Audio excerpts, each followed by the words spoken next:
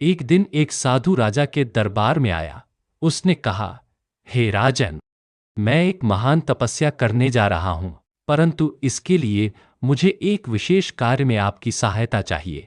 जंगल में एक बरगद के पेड़ पर एक शव लटका है, जिसमें एक वेताल निवास करता है।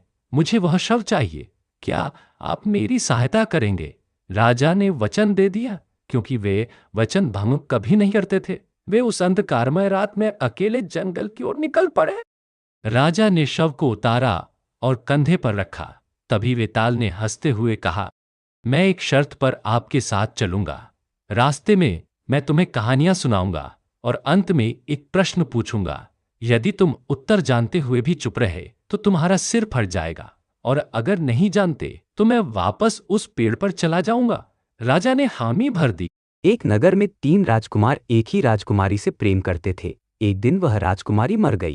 पहला राजकुमार उसकी अस्थियां लेकर तप करने लगा। दूसरा उसकी राख को संभालकर हर दिन उसकी पूजा करता रहा। तीसरे ने योग विद्या से उसे फिर से जीवित कर दिया। वेताल ने पूछा, राजन, बताओ, इनमें से राजकुमारी का असली प्रेमी कौन था? विक्रमादित्य ने उत्तर दिया, जिसने योग विद्या से उसे पुनर्जीवित किया वह तो सिर्फ जान बचा रहा था। जिसने पूजा की वह भक्त था, लेकिन जिसने तपस्या की, कष्ट सहे, वही उसका सच्चा प्रेमी था। वेताल हंसते हुए उड़ गया और फिर से पेड़ पर जा लटका। राजा ने शव को उतारा और कंधे पर रखा। तभी वेताल ने हंसते हुए कहा, मैं एक शर्त पर आपके साथ चलूंगा। रास्ते में मैं तुम्हें कहानियां सुनाऊंगा और अंत में एक प्रश्न पूछूंगा। यदि तुम उत्तर जानते हुए भी चुप रहे तो तुम्हारा सिर फट जाएगा, और अगर नहीं जानते तो मैं वापस उस पेड़ पर चला जाऊंगा। राजा ने हामी भर दी।